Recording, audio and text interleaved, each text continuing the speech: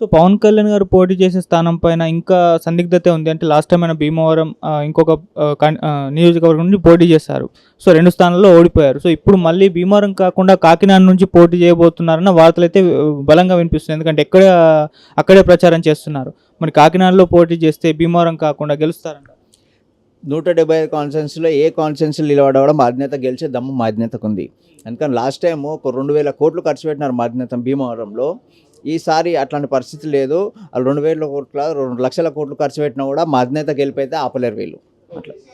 So, Bhimavaram Kakinada ఎలాగో అంటున్నారు కాబట్టి భీమవరం, కాకినాడ ఈ 2 నియోజకవర్గాల నుంచి పోటీ చేసే ఛాన్స్ ఉంది. అంటే ప్రజెంట్ చూసుకుంటే మన పొత్తులో ఉన్నారు కాబట్టి ఆ అవకాశం ఉందంటారు. సీమ భర్తీ కదా చేస్తే 2 చేయొచ్చు, ఒకటే చేయొచ్చు. అది అధినేత నిర్ణయిస్తాడు. కాకినాడలో చూసుకుంటే లాస్ట్ టైం అక్కడ ఎమ్మెల్యే ద్వారంపూడి గారు పవన్ కళ్యాణ్ గారికి ఛాలెంజ్ విసిరారు. దమ్ముంటే నా పైన పోటీ చేయి, దమ్ముంటే నా పైన పోటీ చేయని చెప్పేసి. ఇప్పుడు ఆ ఛాలెంజ్ని స్వీకరించి అక్కడ పోటీ చేస్తున్నారు అనుకోవచ్చా? దాడంపూడి ఎవరు హెలికాప్టర్లో వచ్చి ఫోటో దిగినప్పుడు ఆయనేనా ఆయన మాకు అధినేత ఒక కాన్స్టిట్యున్సీకి ప్రచారానికి హెలికాప్టర్లో బతలాడి పోలీసు వాళ్ళని బతలాడి వచ్చేసి ఒక ఫోటో దిగి ఒక వీడియో చేయించుకున్న వ్యక్తి ఆయన మీద పోటీ చేస్తా అంటుంటారు. రేపు గేట్ బయట ఉన్న వ్యక్తి గేట్ బయటనే ఉంటాడు. కాబట్టి నేను చెప్తా ఉన్నా, పులికి సింబానికి కుక్కకి తేడా ఎంతో అంత తేడా, కాబట్టి అంత సీన్ లేదని అంటున్నా. సో, కాకినాడలో గతంలో మన నాగబాబు గారు పోటీ చేస్తారని వార్తలు వచ్చాయి. మరి రీసెంట్ టైంలో చూసుకుంటే నాగబాబు గారు కాస్త పొలిటికల్గా సైలెంట్ అయిపోయారు. మరి ఆయన ఎలక్షన్స్లో పార్టిసిపేట్ చేస్తారా లేదా అన్నది ఇంకా డౌటే. మరి చేయొచ్చు అంటారు? చేస్తా. నాగబాబు గారు ఆల్రెడీ యాక్టివ్లు ఉన్నారు పార్టీగా. అంటే బయటకు కనిపించగానే గ్రౌండ్ వర్క్ చేస్తూ ఉన్నారు. ప్రజలలో కూడా ప్రజలను పిలిపించుకొని చేస్తూ ఉన్నారు. ఒక్కొక్క కాన్స్టిట్యూన్సీ ఆయన కూడా చూస్తూ ఉన్నారు. ఒక కాన్స్టిట్యూన్సీ ఎట్లా ఉంది, మన వెయిట్ ఎట్లా ఇంత ఉంది, మన ప్రజాబలం ఇంత ఉంది అని చూస్తూ ఉన్నారు. ఏం మామూలుగా ఏంటంటే మీడియా ముందు రావట్లేదు, కానీ ఆయన పని అయితే ఆయన చేస్తూ ఉన్నారు గ్రౌండ్ లెవెల్లో. మరి ఓవరాల్గా చూసుకుంటే టీడీపీని పక్కన పెడితే జనసేన పార్టీ తమకిచ్చిన సీట్లలో గెలిచి వైసీపీ కంటే ఎక్కువ గెలవగలుగుతుందా? 100%.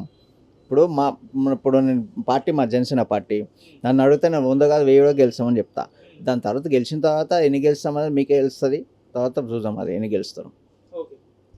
సో, ఇక ఇంకొక పరిణామం చోటు చేసుకుంది ఏపీ పాలిటిక్స్లో. మన షర్మిల గారు ఇక్కడ తెలంగాణలో పార్టీ పెట్టేసి కాంగ్రెస్ పార్టీకి మద్దతు తెలిపారు. ఇప్పుడు ఏపీ కాంగ్రెస్ పార్టీలో జాయిన్ అయ్యారు. మరి దీన్ని ఏ విధంగా చూడొచ్చు? ఏ విధంగా చూస్తారు అబ్బాయి? ఎందుకంటే ఆడపిల్ల, ఆమె గురించి మాట్లాడే మనకు లేదు. ఎందుకంటే ఆమె అంటే ఇప్పుడు ఆడపిల్ల అయిపోయి నేను ఏం మాట్లాడతలేను, కానీ క్లియర్గా అయితే నేను చెప్తా ఉన్నా, ఆమె తెలంగాణ ఇన్ని రోజులు తిరిగింది కదా, పార్టీలో తిరిగింది, అది చేసింది, కలిపేసింది. మా మీద కూడా అంతకుముందుకు ప్రజారాజ్యం పార్టీ అందులో కలిపేసారు అనేసి అన్నారు. కాబట్టి ఎవరికైనా ఒక రోజు అనేది వస్తుంది. కాబట్టి ఈరోజు మాకు వచ్చింది. ఆమె గెలుస్తారా లేదా తెలియదు. కాంగ్రెస్ పార్టీ అయితే ఇప్పుడైతే లేదు ఏపీలో, కాబట్టి లేకుండానే ఉంటుంది. కానీ ఒకవేళ ఆమె పోటీ చేసినా ఒక ఆమె గెలుస్తుండొచ్చు, అంతేగాని అంత ఇంపాక్ట్ ఏమి ఉండదు. అంటే వైసీపీ నుంచి చాలామంది ఎమ్మెల్యేలు బయటకు వస్తున్నారు కదా, వీళ్ళంతా కూడా కాంగ్రెస్ పార్టీలోకి చేరుతున్నారు. అదే కాంగ్రెస్ పార్టీకి పూర్వవైభవం రాబోతుంది అని. ఇగో వాళ్ళ ప్రభుత్వాన్ని వాళ్ళే కూలగొట్టుకుంటారు. ఇప్పుడు జగన్ వాళ్ళ సిస్టర్ కదా వైఎస్ గారు, వైఎస్ షర్మిల గారు, వాళ్ళ ప్రభుత్వాన్ని వాళ్ళ కుటుంబం నిలబెట్టి వాళ్ళ కుటుంబమే కూలగొడుతూ ఉంది. దాంట్లో సందేహం లేదు. ఎట్టి పరిస్థితిలో నేను చెప్తా ఉన్నా కదా, ఎట్టి పరిస్థితిలో ఈ వైఎస్ఆర్సీపీ నుంచి బయటకు వచ్చిన నాయకులు, నీతిగా నిజాయితీగా ఉన్న నాయకులు ఎవరైతే ఉన్నారో 100% వాళ్ళని తీసుకునే విధంగానే మేము ప్లాన్ చేస్తూ ఉన్నాం. ఎందుకంటే అక్కడ ఉన్న నియంత పాలనని ఎదురించి వాళ్ళు వస్తూ ఉన్నారు. కాబట్టి అది ప్రజలకు మంచి జరగాలని కోరుతూ మేము రానున్న రోజులలో కూడా ఈ అలయన్స్లో ఏదైతే అలయన్స్ ఉందో వేరే పార్టీల కొత్త పార్టీలు, ఇప్పుడు కాంగ్రెస్ పార్టీ లేదు, ఇప్పుడు వచ్చింది, అట్లాంటి పార్టీలని తొక్కి వైఎస్ఆర్సీపీని తొక్కి అధికారంలో మాత్రం పక్కా. అంటే ఇప్పుడు షర్మిల గారు వైసీపీ పార్టీ ఓట్లను చీలుస్తుంది అని అంటున్నారు, మరి నిజమే? ఇప్పుడు వాళ్ళ ఓట్లు వాళ్ళు తీసుకుంటారు. అంతకుముందు వైఎస్ఆర్సీపీలో ఉండే కదా, వాళ్ళ ఓట్లు వాళ్ళు తీసుకుంటే మనకేముంటుంది చెప్పు? ప్రజలు మా వింటున్నారు, ప్రజలు నమ్ముకుంటాం, ప్రజలే ఫైనల్, ప్రజలే బాస్. ప్రజలు నమ్ముకొని మేము ముందుకెళ్తా ఉన్నాం. ప్రజలు డిసైడ్ చేస్తారు ఏందనేది. అంటే ఇటు షర్మిల గారేమో వైసీపీ ఓట్లు చీలుస్తున్నారని, జేడీ గారేమో ఇటు పవన్ కళ్యాణ్ గారి ఓట్లు చీలుస్తారని చెప్పేసి నడుస్తుంది. మరి ఎలా ఉంటుంది ఓట్ల చీలిక? ఎవరిని ఓట్లు ఎవరు చీల్చరు అబ్బా. ఎందుకంటే మా పార్టీ, మేము కష్టపడ్డ నాయకులు ఉన్నారు. ఆ నాయకులు మేము ఎంత కష్టపడి ఎంత బిల్డ్ చేసుకోమనేది మాకు తెలుసు. కాబట్టి మా ఓట్లు బయటికి పోయే అవకాశమే లేదు. తెలంగాణలో చూసుకున్నాం కదా, ఏదైతే మా యాక్టివ్ మెంబర్షిప్ ఉందో ఆ 100% మాకు పడ్డాయి. అట్లనే ఆంధ్రప్రదేశ్లో కూడా పడతాయి. కొన్ని లక్షలలో ఉన్నారు.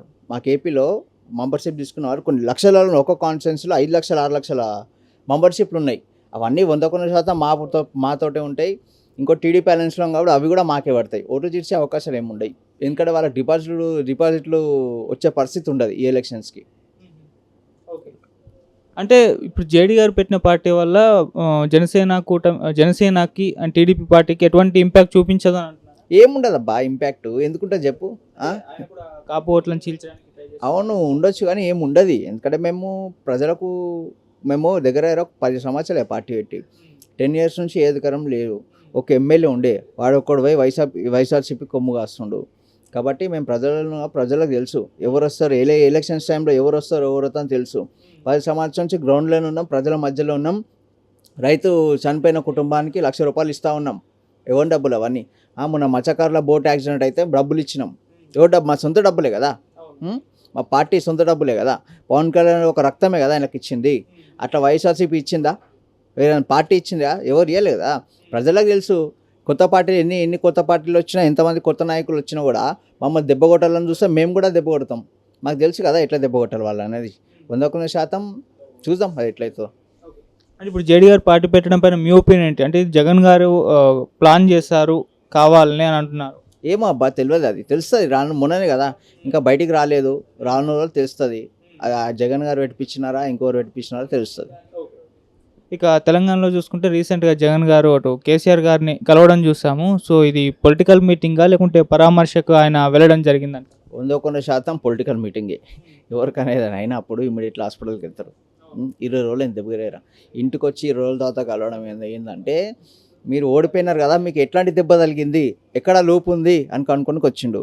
కేసీఆర్ క్లియర్గా చెప్పినారు, బిడ్డ నువ్వు కూడా పోతా ఉన్నావు జాగ్రత్తగా అని చెప్పినారు. అది కూడా మేము కూడా అదే చెప్తా ఉన్నాం. వైఎస్ఆర్సీపీ పోతా ఉంది ఏపీలో. తెలుగుదేశం పార్టీ జనసేన పార్టీ ప్రభుత్వం స్థాపిస్తూ ఉంది.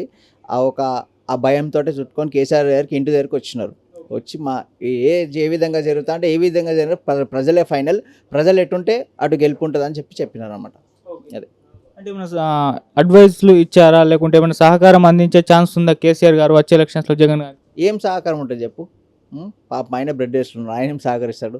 ఏముండదు. ఇంత సహకరించినా ఏం చేసినా కూడా వైఎస్ఆర్సీపీ అనేది కూలిపోతూ ఉంది, ప్రభుత్వం అనేది కూలిపోతూ ఉంది. ఎందుకంటే ప్రజలు అక్కడ చాలా ఇబ్బంది పడుతూ ఉన్నారు. అమ్మాయిల పైన చాలా దారుణమైన అట్లాంటి ఒక అగత్యాలు జరుగుతూ ఉన్నాయి. అంతా ఇప్పుడు మ్యాక్సిమము ఈ ఎస్సీ ఎస్టీ మీద బిడ్డల మీదనే ఉల్టా ఎస్సీ ఎస్టీ కేసులు పెట్టిన ప్రభుత్వం వైఎస్ఆర్ ప్రభుత్వం.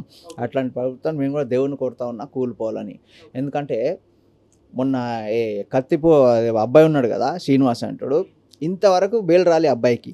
ఎందుకంటే ఈ రేపులు చేసి మర్డర్లు చేసినాడు వైఎస్ఆర్సీపీలు 2 నెలలకి 3 నెలలకు వచ్చి భార్యతో బయట ఎగురుతున్నాడు. ఎన్నో సంవత్సరాలు ఇంతవరకు బెయిల్ రాలే. ఒక దళిత బిడ్డని ఇట్లా అంచివేస్తూ ఉన్నారు. ఇంకొక దళిత బిడ్డని చంపేసి కార్లో తీసుకొచ్చి పడేసి ఇంటి దగ్గర. అట్లా అంటాడు మళ్ళీ బయటకు వచ్చి తిరుగుతూ ఉన్నాడు. ఇట్లాంటి ప్రభుత్వం ప్రజలకు కావాలా అని నేను అడుగుతా ఉన్నా.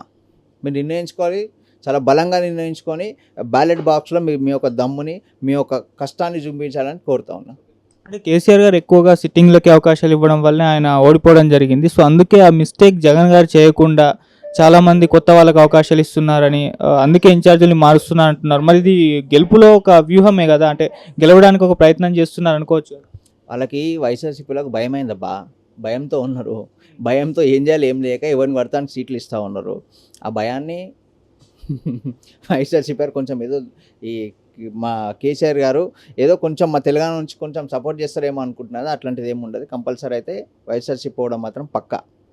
ఏదేమి మాట్లాడుకున్నా కూడా తెలంగాణ రాజకీయాలు వేరు, ఆంధ్రప్రదేశ్ రాజకీయాలు వేరు. కాబట్టి దాంతో దీంతో పొత్తేమి ఉండదు.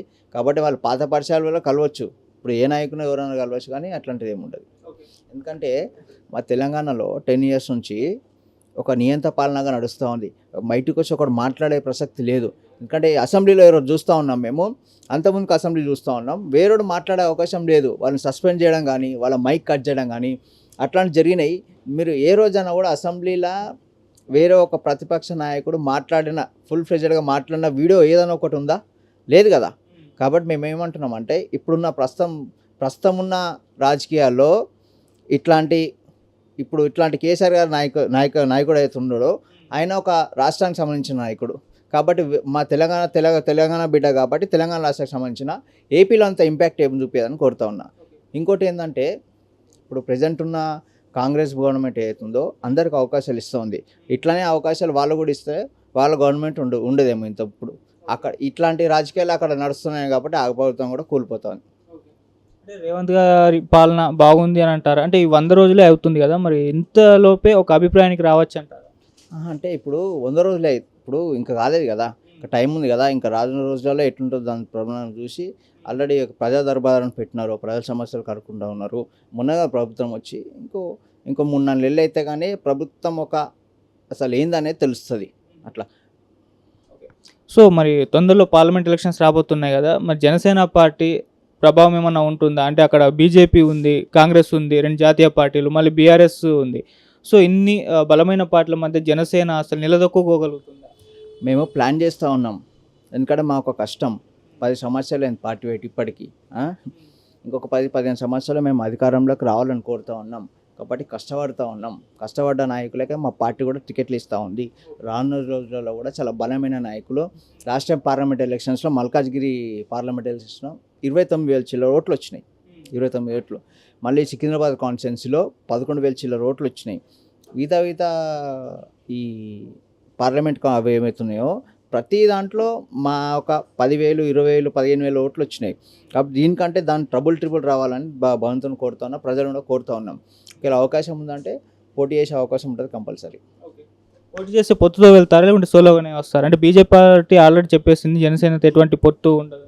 ఇక మేము మొన్న బీజేపీ వాళ్ళే మమ్మల్ని నమ్ముకున్నారు, మేము వాళ్ళని నమ్ముకోలే.